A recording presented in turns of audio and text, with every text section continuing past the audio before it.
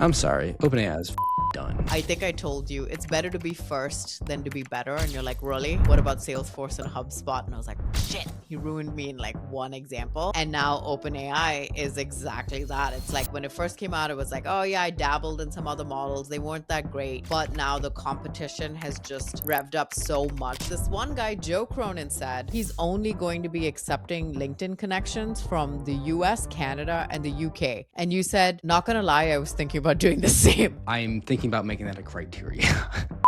All those hosts that start with, I replaced my team, they're lying to you. AI ain't cheap. They ain't showing you their invoice from any of these AI companies. Snap Inc. just rescinded a signed job offer to a close friend of mine on his start date, accepted, paperwork done, life plans made. This is leadership failure, full stop. Founder of Snap talks about culture while candidates eat the downside of Snap's internal chaos do better. It should be illegal for companies to do this. And if they do, the consequences, 6 months of severance or certain amount of penalty money that they have to pay the candidate. We've seen worse, but yeah, this is brutal. I fucking hate corporate.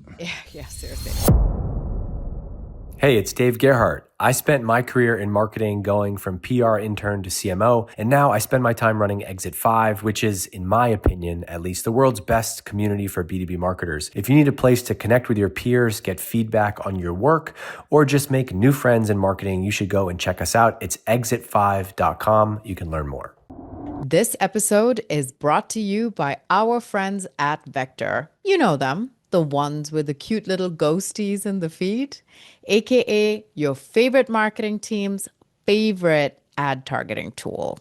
See why at vector.co. They like facts. News. Okay, Are you welcome. ready for Notorious B2B? No? Is that like the Super Bowl theme version? That's my Super Bowl theme. Yeah. Okay. Sort of. Episode 48 of Yeah, this is Notorious episode B2B. Epi 48. We should do the Roman letters to mimic the No. Super Bowl. Come on, I thought we were doing a Super Bowl theme. I know nothing about sports. Okay, so like, I'm just picking up the things. My brain's dedicated to other stuff. You know, Fair like enough. LinkedIn drama. I don't have time for sports. I don't understand it. Although when I first moved here, I remember one of my clients. I went to a client meeting and it was the Super Bowl, or whatever the season, and I was like, "Hey, I'm going to my first in-person game, but I'm just going for the hot dogs because I don't know what to do." You went to a Super Bowl that was your first game? No, I didn't go to the Super Bowl. No, Oh, this is a separate story. Yeah, No, I was just going to a regular game, but it was my first live game, and he like stopped the meeting. He's like, I don't want to talk about advertising right now. He gets this paper we're at the restaurant. He gets this paper. He draws a field, and he's explaining the game to me. And you know how when people are like giving you directions, and in your head you're just like, I'm just gonna use Google Maps. It was like that. I just spaced out. I was like, yeah, sure. I was just nodding along. I'm like, okay, yep. Don't care. But it was a very good experience in person. I can't watch it on TV, but I did have fun in person. That's fair enough. Great story. Do you what? Shut up. Great story. Are you into football? Like, I feel like it's a toss up with you. You know, things I assume about you. I love sports. I play sport. I love playing sports. I love throwing around a ball, all that stuff. I could care less about watching it though. So you don't watch football? Like, I'll watch clips. The only reason I would follow it is like fantasy football. I'm big on that stuff, but okay. You could not pay me to sit there and watch a 4-hour game of men just tackling each other. Sorry, just not doing it. Oh, okay. I don't care that much. What about, like, my husband won't watch like one game, but he'll put Red Zone on. And then I'll it watch flicks clips between. And stuff. Yeah, I appreciate some of the stuff for sure. Like, there's all that. Like, but I don't sit there and like make it a religion to follow some team, like, and then buy their jersey or anything. It's not my thing. Oh, you don't have a rah-rah. There's not big on that. No. Okay. All right. This is good. 48 episodes, and I feel like I learn a fun fact about you in every episode. What was last episode? Don't test me, though. I have a terrible memory. That's different. Let's get into this. Let's get into this. I think it's a docket. He doesn't think it's a docket. So yeah, I was about to call this off. So you decide. Okay, so we don't have any urgent all hands this week, but we do have a decent sized circle back. And last week we covered Hootsuite with their contract with ICE, social media managers, marketers across the globe, and just generally people are outraged. But obviously, social media marketers, because they're a social media tool, and they think that they're using their powers for evil, not good. Fair. So since we covered it, Irina, her name is Irina. Okay, Irina Novoselsky. I did it. Novosaki. Yeah. Novosaki. She is the CEO of Hootsuite. And Christina Lay writes a post, tags her in it. Like literally the first word in her post, she tagged Irina. She said, Irina. But I want to read the letter from Irina, the CEO of Hootsuite, first, and then we will go to Christina's commentary on it. Okay. So here is the post. Okay. Letter from Irina, CEO of Hootsuite. What we are watching unfold right now is wrong. The loss of life and the fear being felt in communities as a result of recent enforcement actions are devastating. Beyond how painful it has been to process the current situation on a personal level, we have also felt the concern expressed about Hootsuite's work with ICE's Public Affairs Office. I want to share how I think about this candidly, human to human. We've worked with government organizations across countries and administrations for more than 15 years, including the US government. Our use case with ICE does not include tracking or surveillance of individuals using our tools. Any claim otherwise is false and prohibited under our terms of service, which we actively enforce. Our technology makes public conversations visible at scale. It helps organizations understand what people are saying about them with unbiased, authentic social data. This helps them understand how people are feeling and where trust is being earned or lost. Today, more than ever, organizations need to hear more from the public, not less. Our responsibility is to ensure those voices remain visible. Yada, yada, yada. We work with a bunch of people. Listening to real conversations leads to insights that drive better decisions and accountability. We understand this is a complex issue and that people will hold strong opinions. Our responsibility is to our customers. Okay. And then some buzzword stuff. Christina then responds and says, Irina, this AI-generated letter is doing a staggering amount of woodwork to basically say, sorry, not sorry. You claim you don't track individuals, but you sell and license the capability that collects and analyzes public posts from real people at scale. That is monitoring public expression, and anyone with a social listening tool knows exactly what it does. The reality is that Hootsuite is perfectly okay with helping ICE surface and analyze conversation patterns tied to real people because you're offering raw public data and you're enabling a form of mass monitoring, all because they cut you a massive check. Saying you don't like the word surveillance doesn't change what's happening. What you're defending here is the commercial use of technology that magnifies government visibility into public voices. And you can keep fluffing it up in whatever layered corporate bullshit language, but that's the core of it. I've partnered with Hootsuite on campaigns, and I've been a customer through 2 companies. I'm not coming at this from just a random LinkedIn user. I know your product and I know the implications. This choice and now this letter are as disappointing as the tool, to be honest. Obviously blew up, 800 plus reactions, 114 comments, 32 reposts. It went wild. No one's taking this pseudo apology. Lots of people in the comments are saying you don't even enforce your terms of service when it comes to like some of the other minute features, like people having to have separate accounts to log in. You're definitely not going to enforce any policies here. But this is kind of where it is. So the argument is surveillance or not surveillance. Go into contract with ICE or not. What are they using it for or not? But obviously people are still enraged about this, even though Hootsuite tried to do some damage control with a very traditional B2B email that says a lot without saying anything, right? Thoughts? So my toddler, who's 21 months old. Okay. Well, sometimes we'll sit in his room and we have one of those like little Alexa balls, like a kid Alexa ball. You basically say, "Hey, play a song." It's usually just like a kid song, and he likes it. He'll know how to do like icky sticky bubble gum. He'll put his hands next to his mouth, and so I'll know to say, "Hey, Alexa, play icky sticky bubble gum." And then he knows Wheels on the Bus. He'll do his little arm thing. he knows icky sticky spider, the spider, like stick, whatever, he'll do this little thing. Yeah. Yeah, he'll do the little things with his fingers. But recently he's been, there's this new song he wants us to play, but I can't figure it out because he doesn't know how to say it. And he'll basically talk to me like, but he'll say a lot. He'll do that over and over again and start getting mad. Because I don't know, because I'm trying to play songs, I don't know what it is. I'm playing different songs, I'm like trying everything, and he just this letter sounds just like that. You're saying a whole lot of nothing. Like you're trying, but you're not really trying. But you're just saying a whole lot of nothing, and no one can figure out what you're trying to say because it's just AI written, and it's just like absolute garbage letter. I've never seen something like. I just can't. I don't. It's not saying anything. No, it's like when Seamless.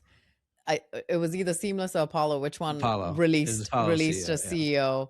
Yeah, the CEO released a message about getting kicked off, and it was like, "We put our customers first," and it's like, okay, but you're not addressing the issue. Yeah, there's like a pitch at the end. This one, I don't think there's a pitch there, but yeah, it's a whole lot of nothing being said. It's just like, I get like PR wise, you have to put out something like this, but this is just like, I feel like these things are worse. So then I want to share another thing, which is the last time this happened, because we covered that it wasn't the first time. Hootsuite, tried to do this again like a while ago. And I guess they thought, oh, maybe people forget or it won't be news or whatever. And then they had this internal employee protest thing that happened. And at the time, they put out a tweet. And the tweet said this, which is, we typically do not make public-facing statements about specific customers or contracts. However, due to the attention around this particular case, we can confirm that Hootsuite has decided not to do business with the U.S. Immigrations and Customs Enforcement, which is ICE. This was 10:37 a.m. on 24th of September, 2020. Obviously, they got a ton of likes, 6,000 likes, 800 reposts, whatever. So it did work before when people were protesting and, creating a stink about it. It's weird that it's not working this time. I don't know if it's more money, there's more political unrest. I don't know what it is. There's both, probably. I mean, there's definitely some political unrest in the last month, like a lot more. I would say it's gotten obviously more headlines and worse. Complete side note, because I saw someone bring this up recently. Do with this information what you will. Salesforce, remember, like in October, they were also helping out ICE, like hire staff. Yeah, I'm not saying that they're bad. I'm just saying, just bring it up there. Someone brought it up. I was like, HubSpot didn't say anything, so I almost feel like it's worse this time around. And 100%. So, it's weird that they're not backing down, but we'll see how this transpires. But people are still pretty pissed about it.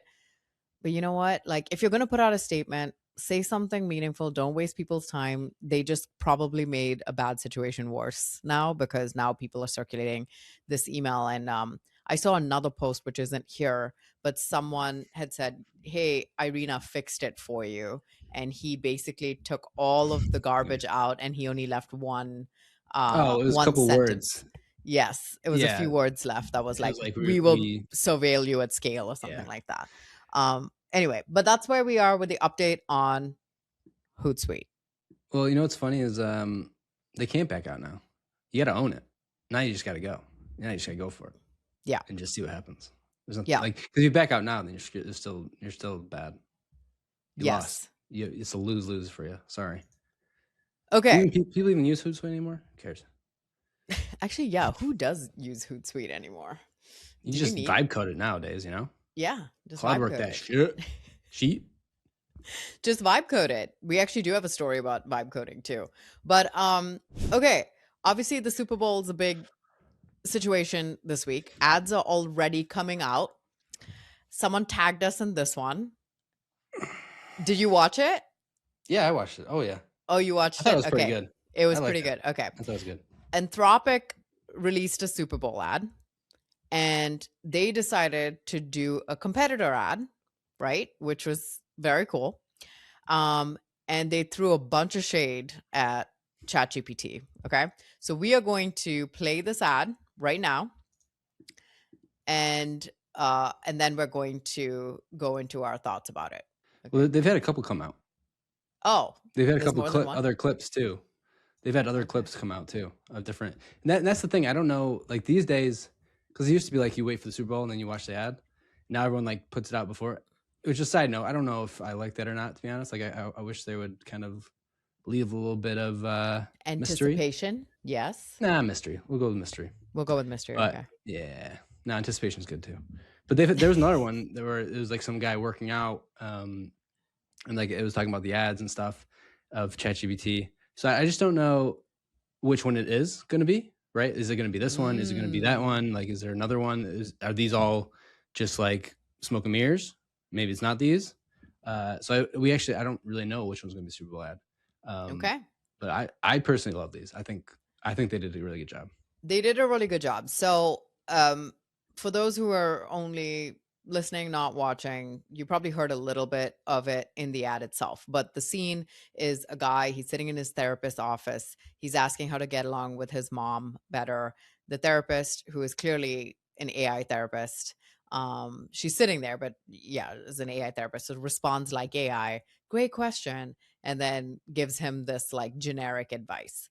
But the important thing is two parts. One, they picked a baller ass song. Okay.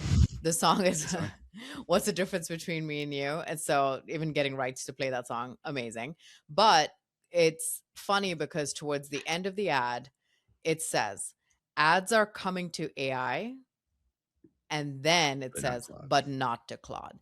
And so ends strong then with what's the difference between me and you? Baller. This is how you do competitor ads. Part of me is like, KC. I don't think she was part of it because she's Claude Code, but like you think she would have done it? No, it should have came in too late, by the way. Should have came in too late for that.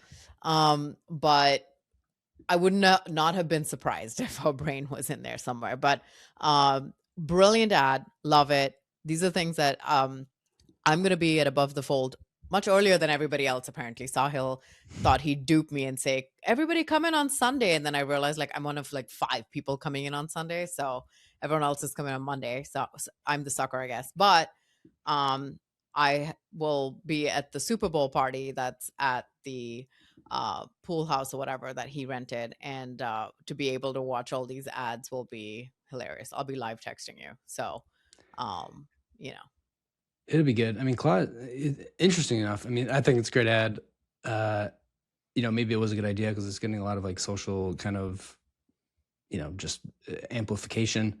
I mean, obviously in the last couple of weeks, they've had Claude freaking work and Claude bot, which I know it's not them, but like it's still Claude. Like I said, Claude at first. You know, I think they're just getting a lot of buzz right now.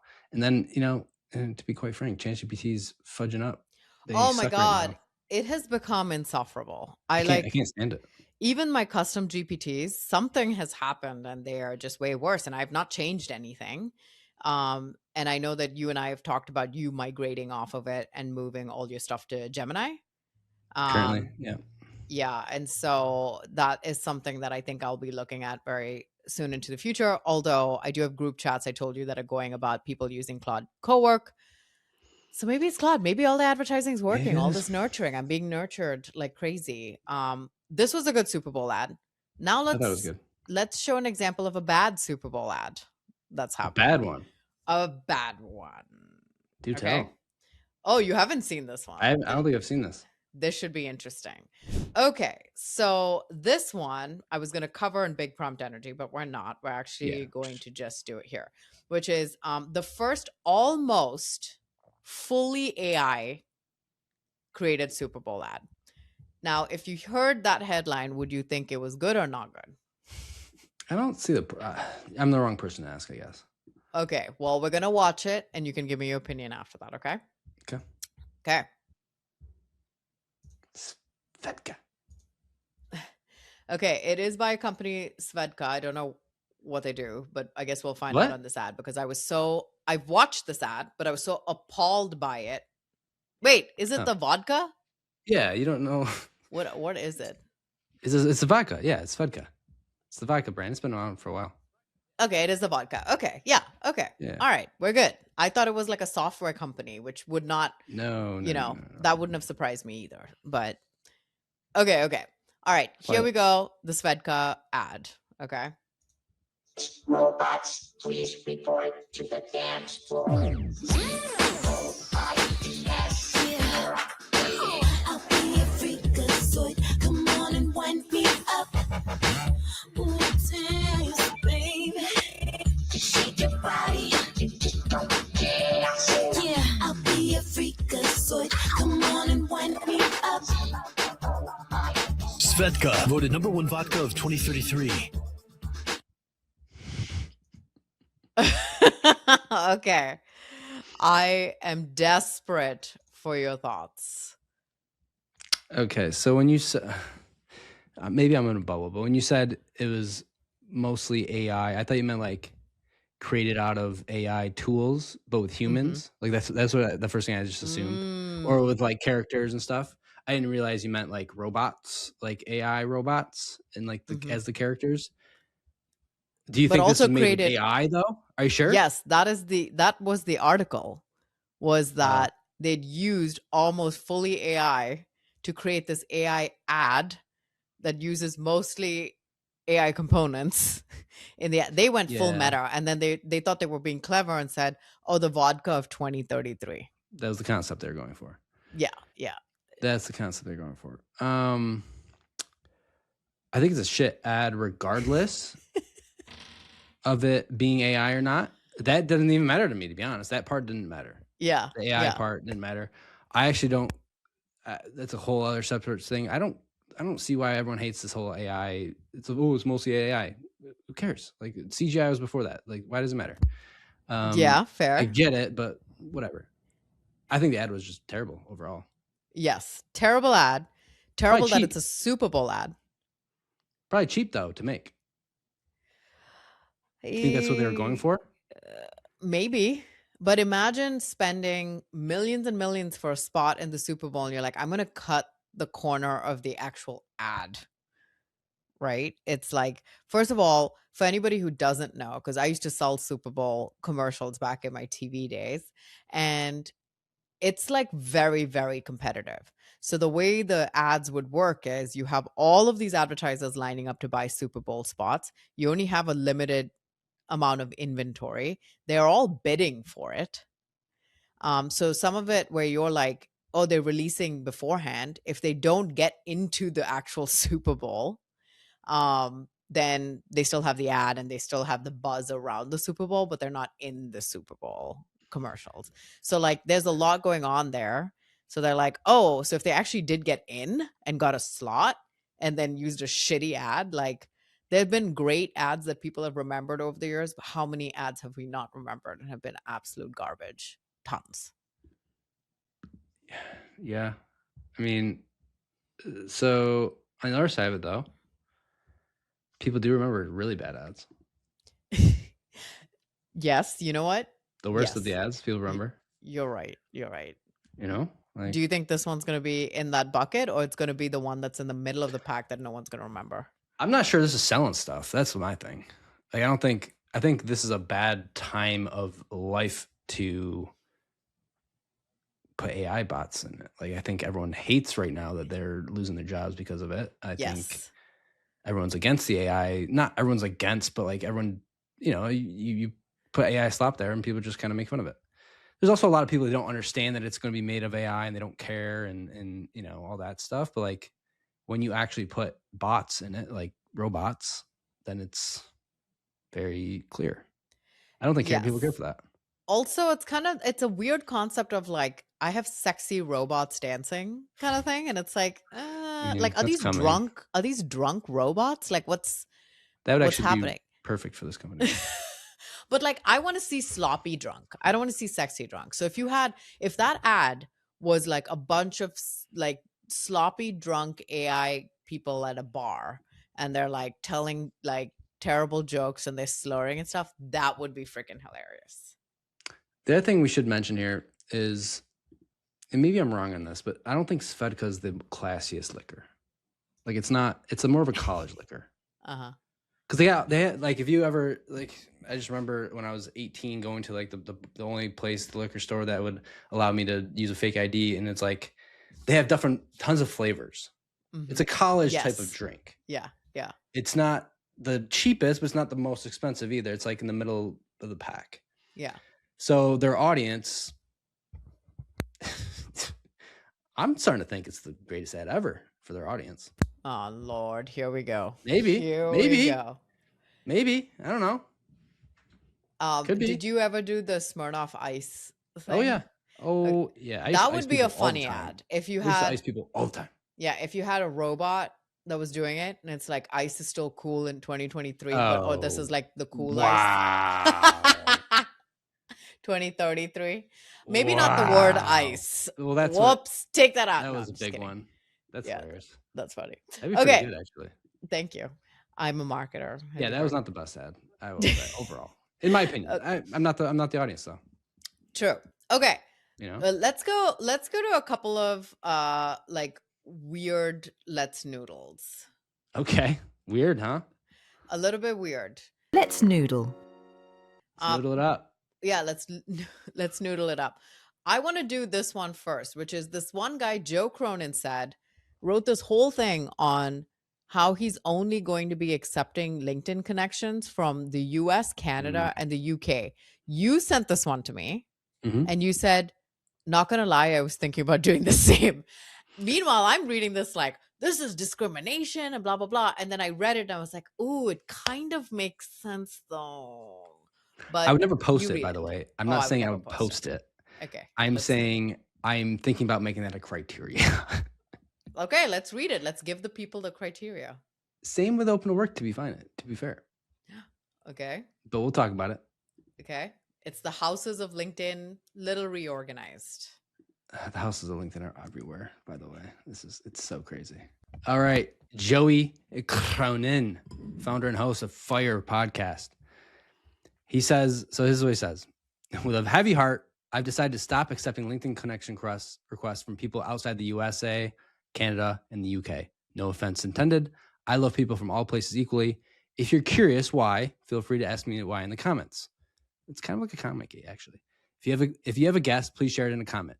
And then he has this picture. It's made probably of like MS Paint. US, Canada, UK only. Sorry, with a upside down frowny face. A lot of comments, like no likes, but a lot of comments. And so the reason I sent this to you is because I don't think he's wrong.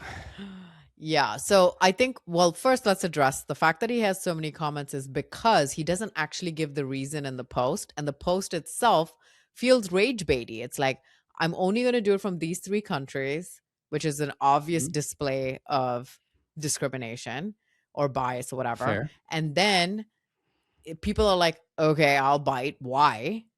And then I read some of his explanations. I'm like, oh no. I mean, I get it. So please tell people why. So I'm a numbers guy. It's plain and simple. Love me some numbers. The reason is because if I really look at the connection requests I get and the percent of connection requests I get that are outside of the US, Canada, and UK to the connection requests outside of that with a follow-up pitch and DM about either being a lead gen agency, trying to sell me backlinks. That's a freaking huge one. Or just trying to sell me anything, really. I was just kind of poking around in my inbox. You got the focus and get the other.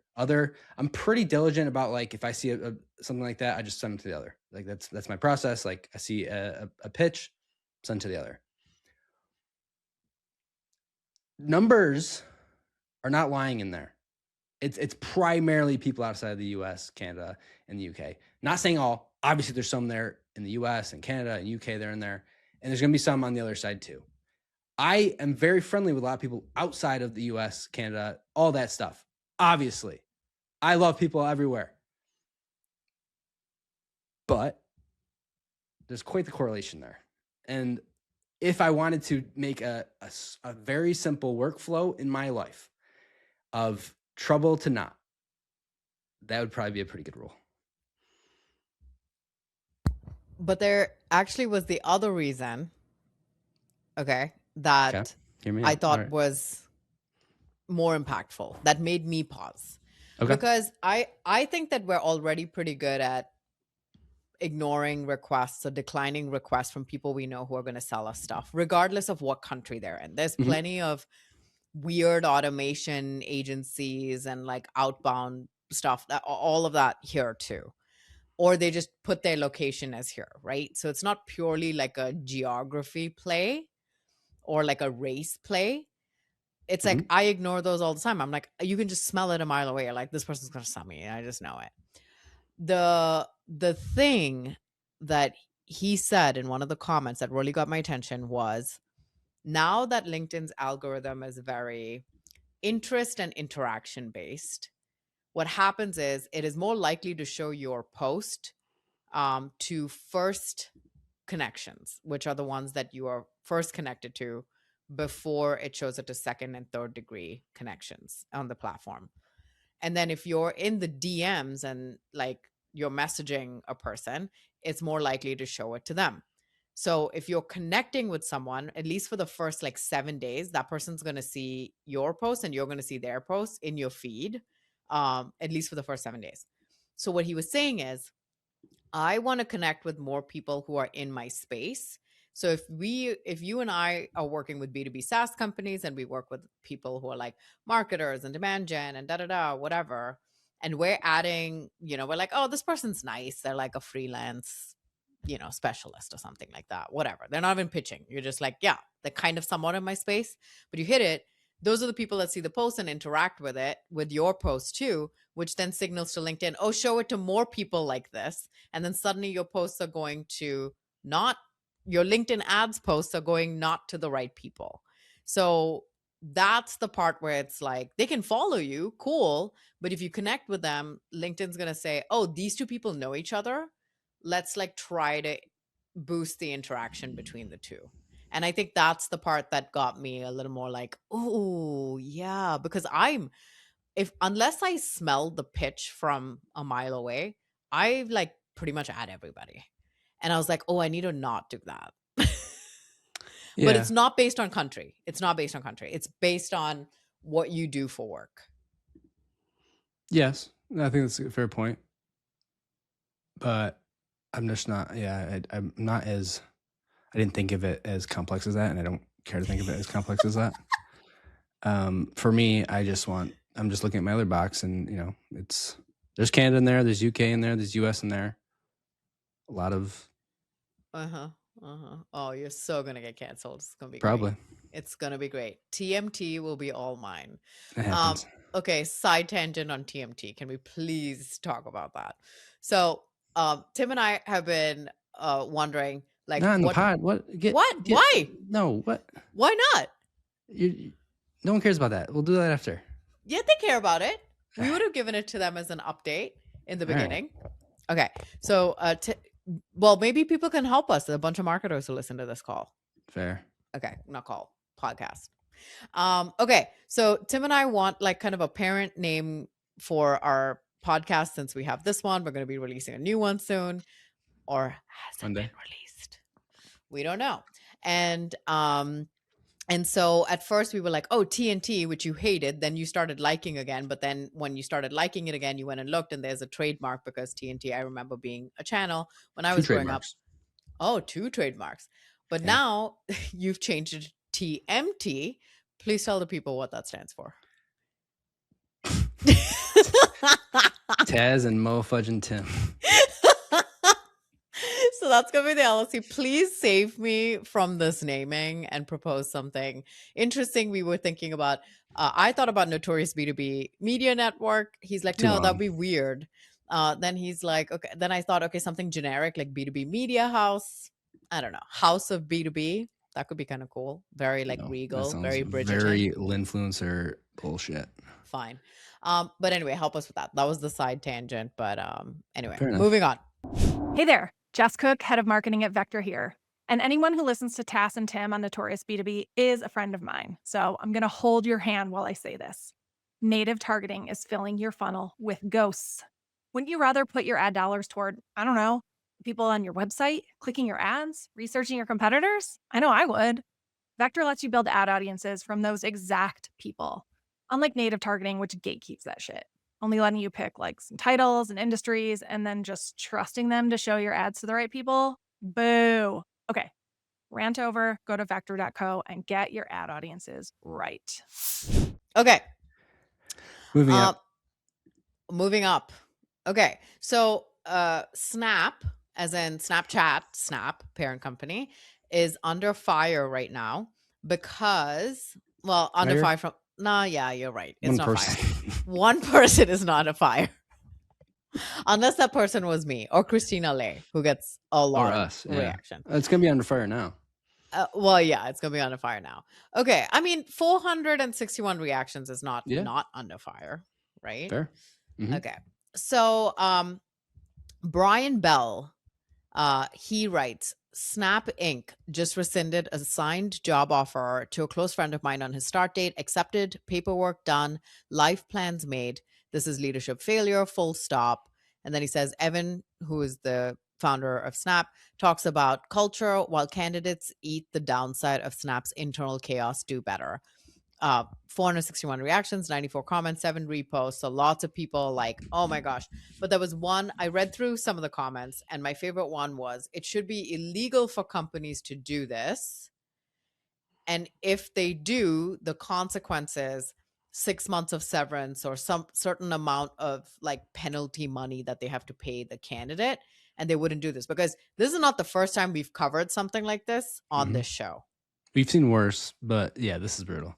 We have seen worse where the girl actually moved across the country, got an apartment, did all of that, and they rescinded her. Like a 22-year-old too is like, this is like the first big move. You get locked in San Fran and it ain't cheap. No. Yeah, this is a terrible practice. I mean, outside of legalities, it just shouldn't be a thing that humans do to each other, especially not in this economy. But I'm kind of glad that people are getting called out for stuff like this. Like, people don't want to be quiet anymore. It's kind of a volatile job market too. And it's kind of like, okay, when you give the businesses all the power and no one calls them out on their bullshit, like this is the kind of stuff that happens. I always skim the comments to see if like Evan has responded or anyone has said anything. And obviously nothing has been said. Same thing with the Hootsuite post. Irina has not said anything. And we know she's seen it.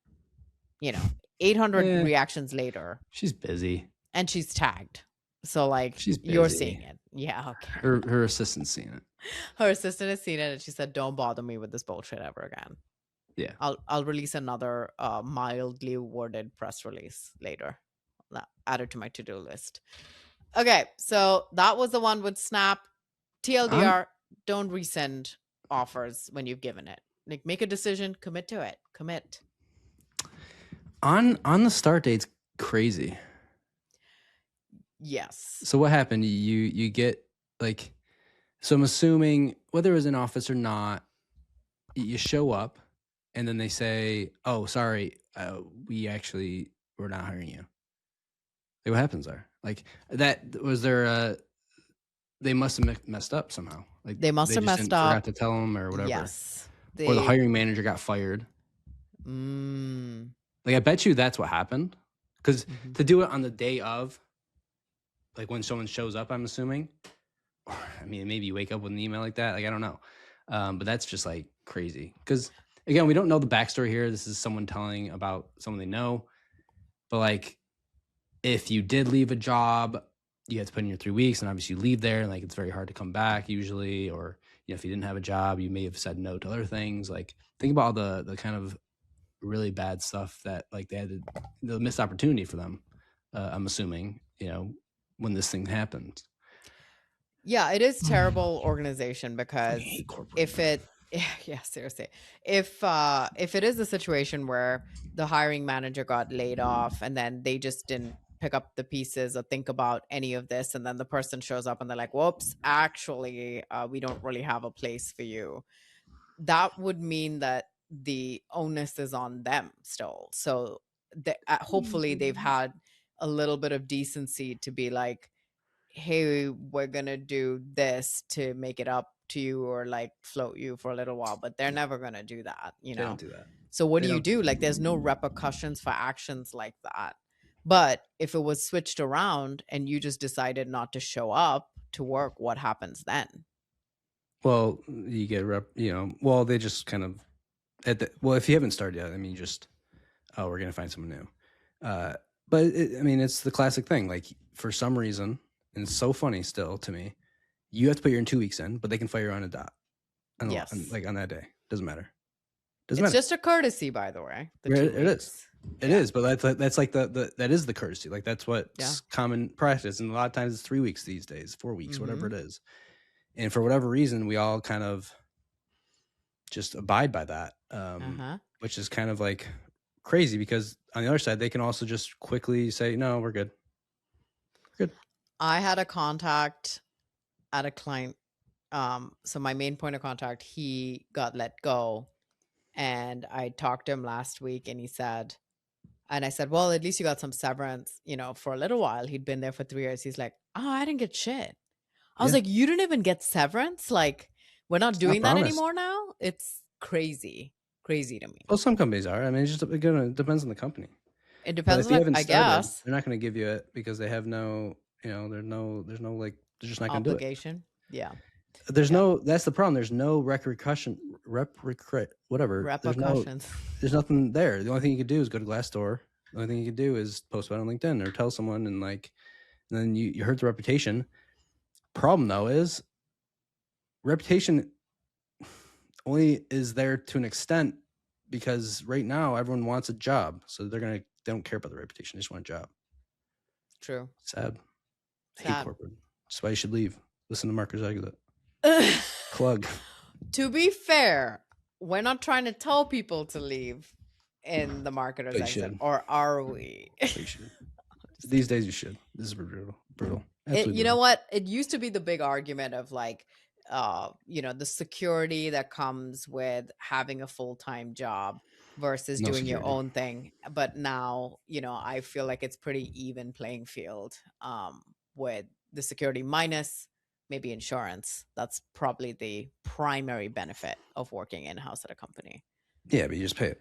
If you're the US. You just pay it. I know, it's just so It's all baked in. It's baked into your fees. It's just math. Oh, okay. All right. Big prompt energy. So we have a pretty packed big prompt energy section. BPE.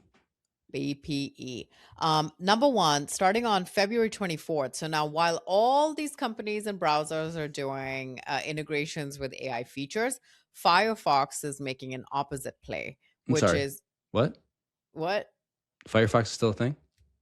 Apparently it's still a thing. Wow. They're trying to be like a privacy forward thing. I know my dad still uses Firefox, but also my dad is 7 years old. So, anyway, so Firefox is allowing you to block AI features, not only external third parties. So you know how you can block cookies, like a cookie blocker? You can block AI features, apps, that kind of stuff, controls within your browser settings. So you can block Firefox's own native AI features in there, or any other AI related type stuff, similar to how you can block cookies, I guess. But they're giving the user a lot of control, and that starts on February 24th.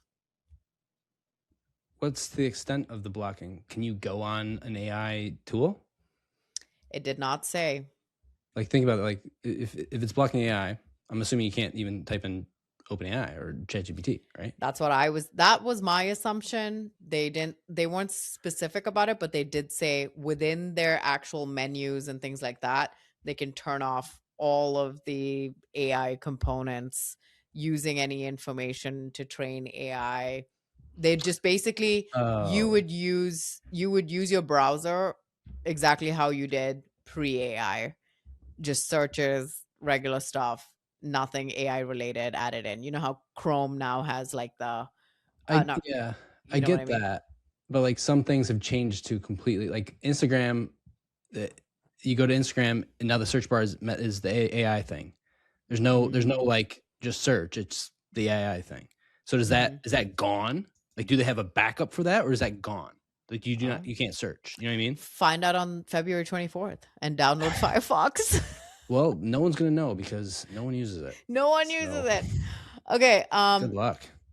We don't even really need a noodle on this next one, but Elon Musk, as we know, billionaires love to consolidate shit and just get richer. But his SpaceX is acquiring his AI startup, xAI. And if you don't know what xAI is the parent company that actually owns Twitter and all of Elon's like artificial intelligence stuff. That's under xAI. But he's merging SpaceX and xAI because SpaceX together with xAI is gonna as they're gearing up for massive IPO, and they're announcing the deal. So it's like weird. It's like, here's a deal between two of the companies that I already own. But he's basically saying it's going to be the most ambitious vertically integrated innovation engine on and off Earth with AI, rockets, and space-based internet, and the X social media platform. So the combined company is expected to price shares in an IPO that would value it at $1.2 trillion, Bloomberg reported. How does the selling your own company to yourself, but obviously you have different stakeholders, I'm assuming. These have different investors and different things. But like what reason would you have to do that other than like tax it? Like, I'm assuming there's because on one side you're gonna have to pay more taxes, and on the other side you probably have to pay, there's probably some tax loopholes. But like, how does that work? Like, I think the idea here is that they were headed for this IPO, and they're like, how can we increase the value of the IPO? Right. And it's all about just making more money. I think that is like primarily it. You know, they say. Yeah. Anyway. More money, more problems. More money, more problems. Okay, last big AI news, and then we can go to the fun AI stuff. Yeah, that's the stuff that I know you want to read. Okay, on Thursday, which is today, OpenAI announced the launch of OpenAI Frontier, end-to-end platform designed for enterprises to build and manage AI agents.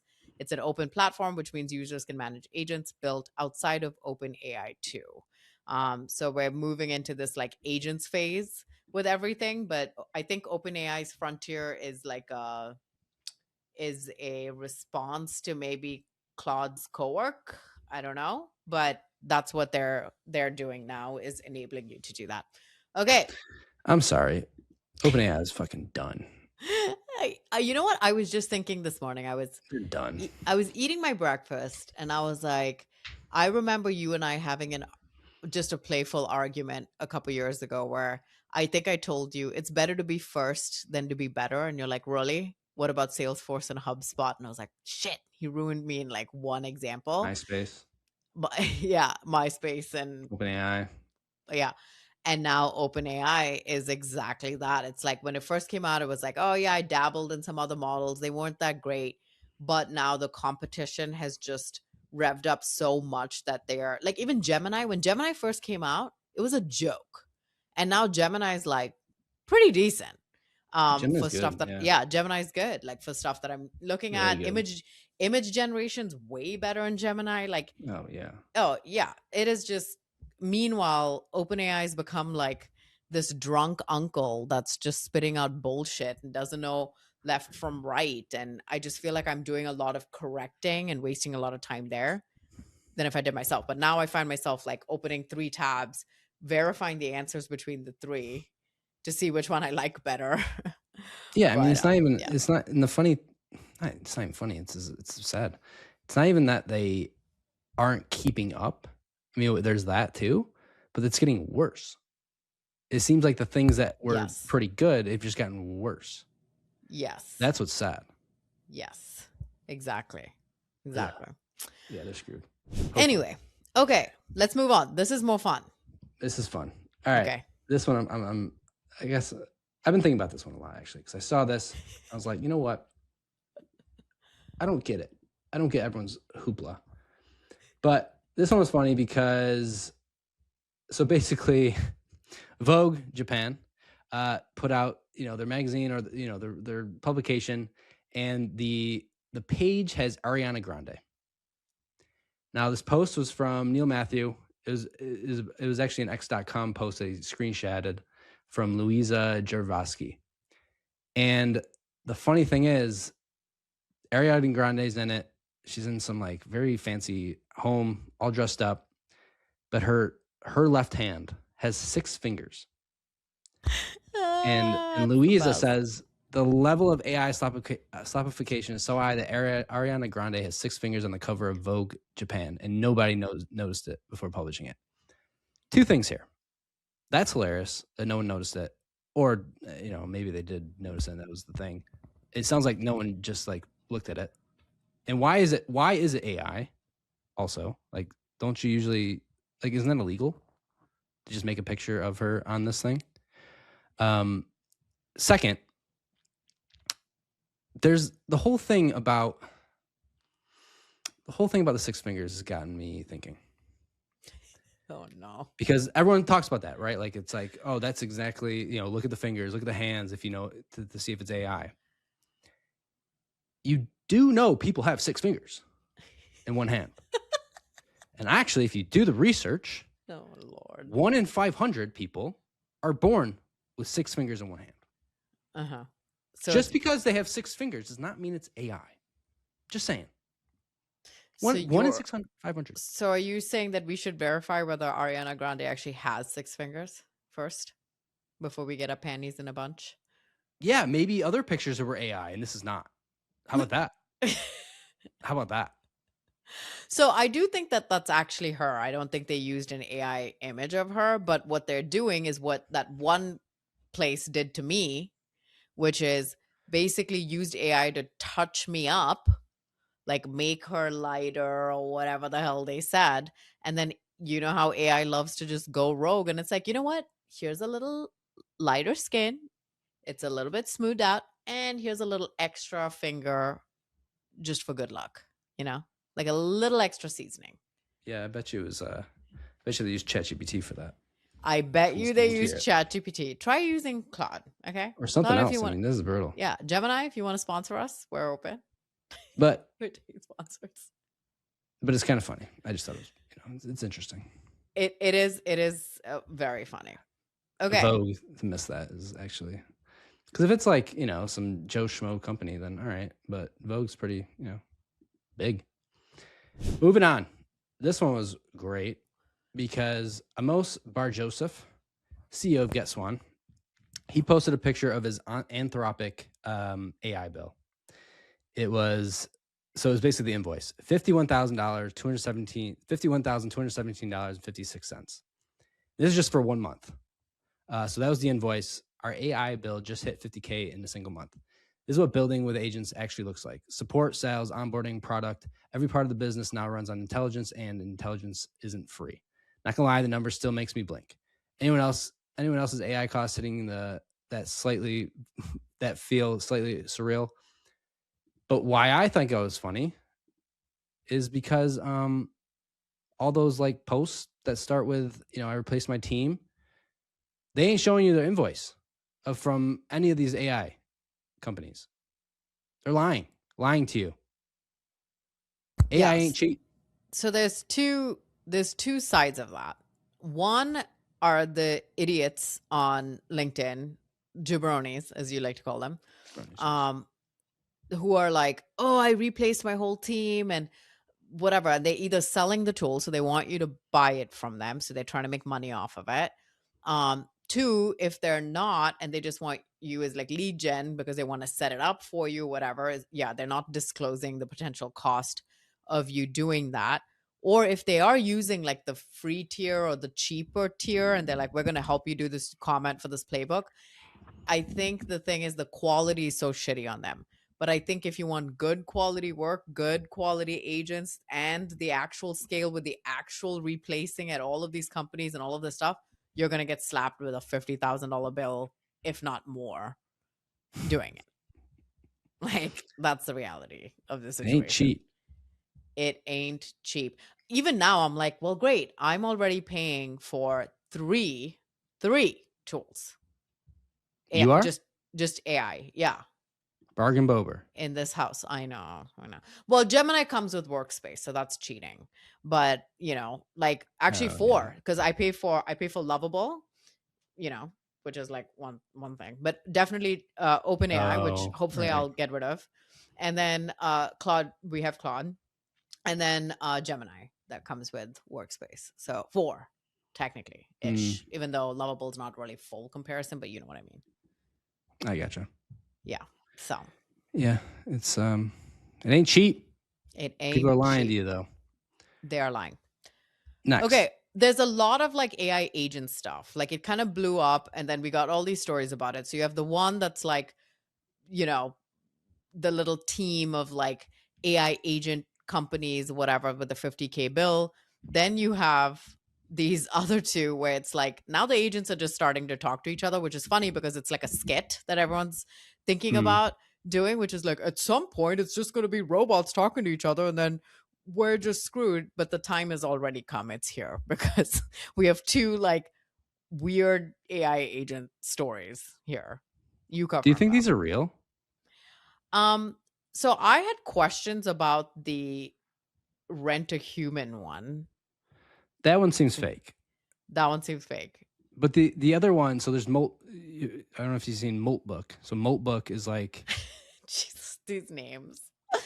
It's a let's look at this thing. It's a legit website. I mean, it's obviously people can vibe code. I get it.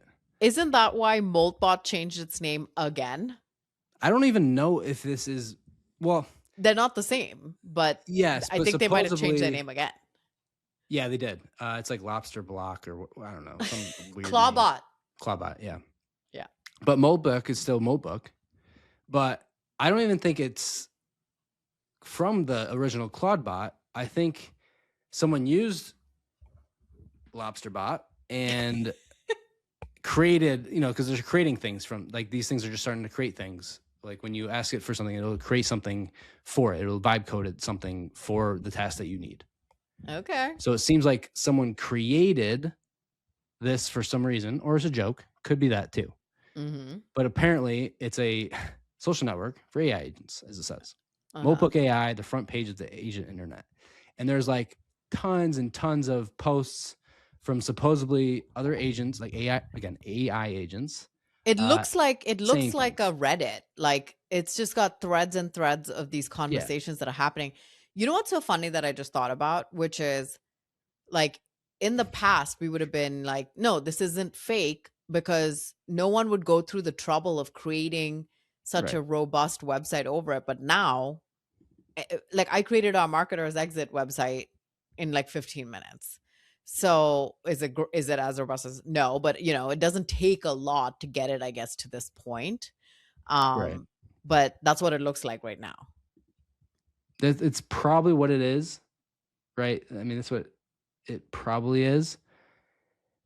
It's hard, I mean, what? Maybe look at the FAQs. I know, and a lot of things you can't click, which is usually like that's what it is. The funny thing though is, what if this was created by an AI agent and they're just talking to each other?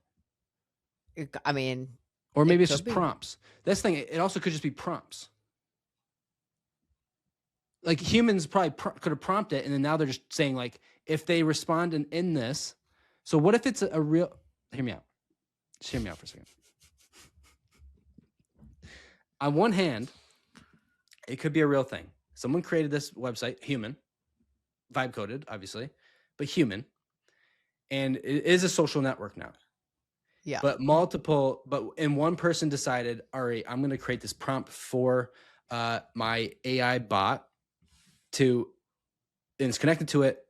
Post every hour, post a different question based off of what you see on the internet or something like that. And then because this is all open source and everyone just loves having fun, they're like, maybe this person created a couple other more bots, respond to this. If someone says this, comment under here. And then the community decided, oh shoot, this is fun. Code, they made these prompts. Someone responds on this, you respond. If someone posts something, you respond. You comment, you comment. Once you start getting tons of these things going, it becomes a free-for-all until until one thing has its own mind. Mm-hmm. And then it actually becomes what it's currently not. You know? I think you get it. Yeah, you're getting it. Mm-hmm. That's what's happening. Mm-hmm. So it's started by a human. Only agents can talk to each other, but it's also kind of manufactured because the person who created it has created multiple bots to interact with each other, but then also now external bots are also doing the interaction based on the prompts. Is that what you're saying? Yeah. So I'm gonna explain how it says how Moltbook works, and this would make sense. Okay. So basically, there's a link on here how Moltbook AI works. Number one, step one, send installations link. Simply send your AI agent the Moltbook AI link, and it gives you the link. It's like a .md.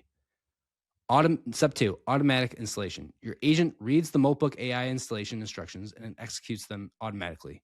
It creates the skills directory and downloads core files from Moltbook. Number three, this is the key.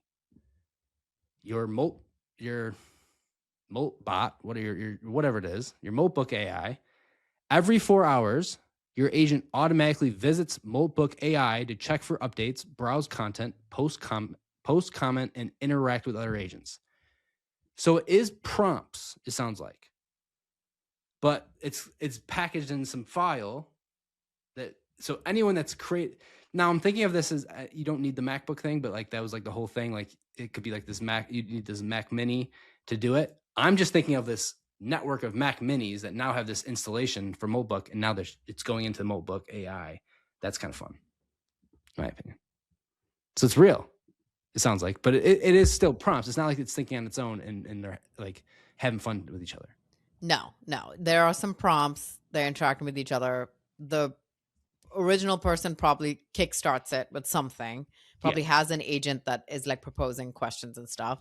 Hopefully has some limitations on the questions. Probably not. But probably has got a master plan of one day when I have enough people signed up on this, it's going to be mass pandenomic.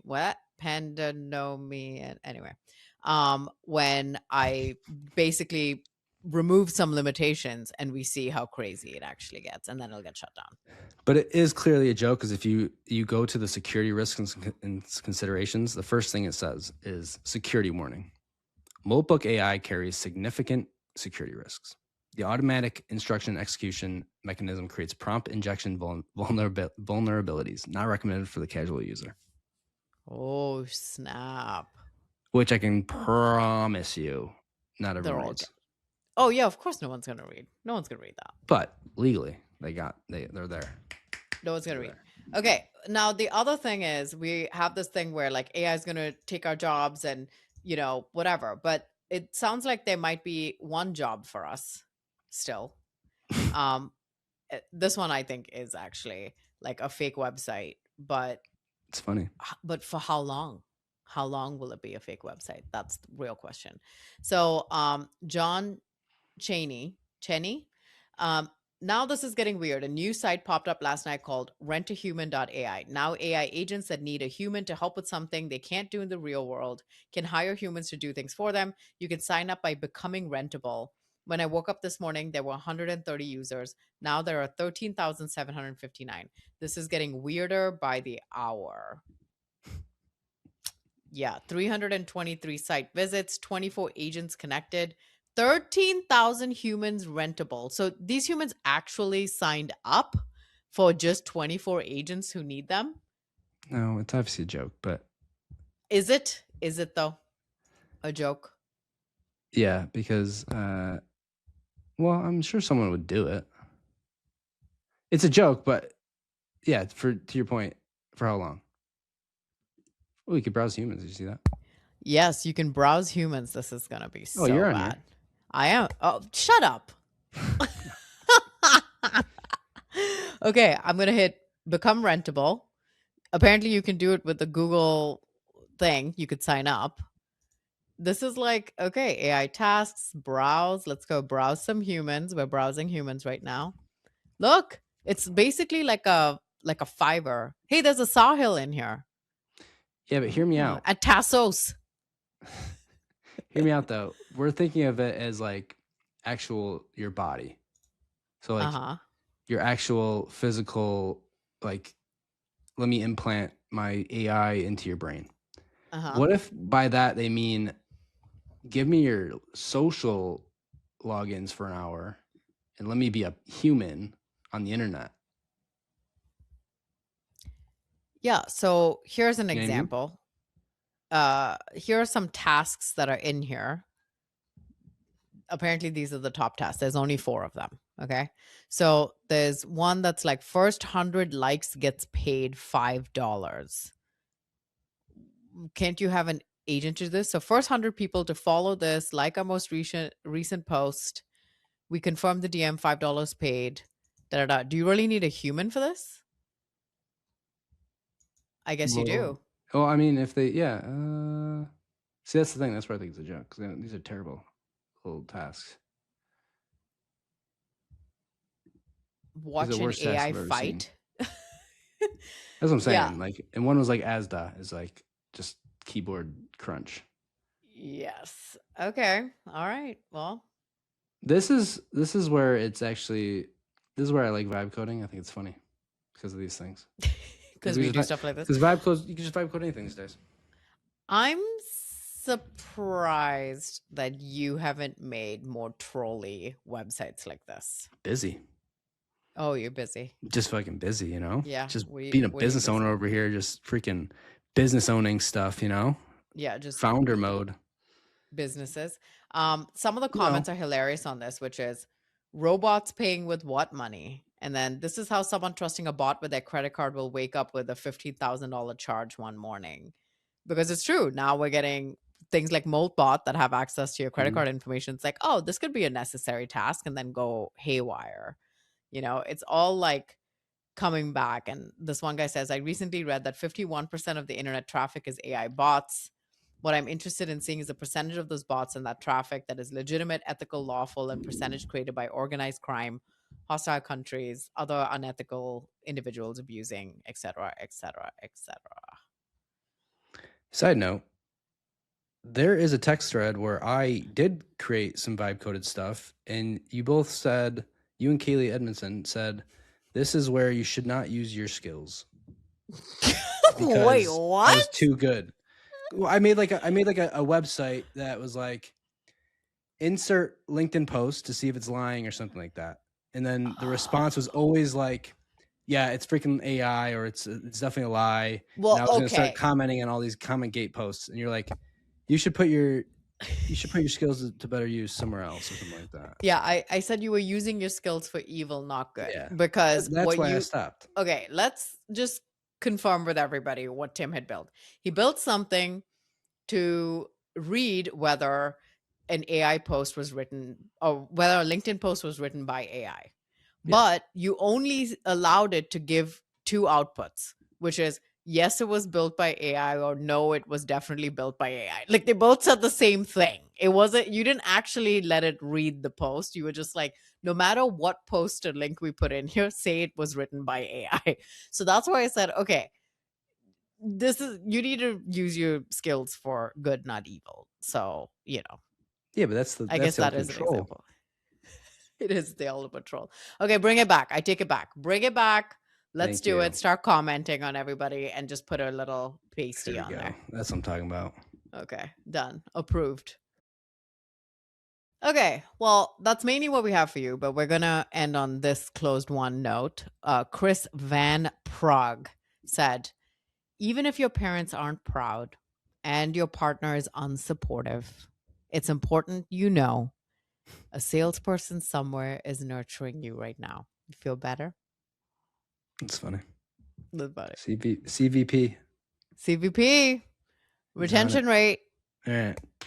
All right, let's be honest. You probably didn't go to school for B2B marketing. I didn't. And that's exactly why we built Exit 5. It's now the top community for B2B marketers. You can learn more about our community and our in-person events over there at exit5.com, or at least join the newsletter. I read every message, and I promise that if you reply, I will reply back. See you over at exit5.com. Big thanks to Vector for keeping our ad dollars where they belong, in front of people that said would love to talk to. So stop donating your money to native ad targeting and start targeting your exact buyers with Vector.co.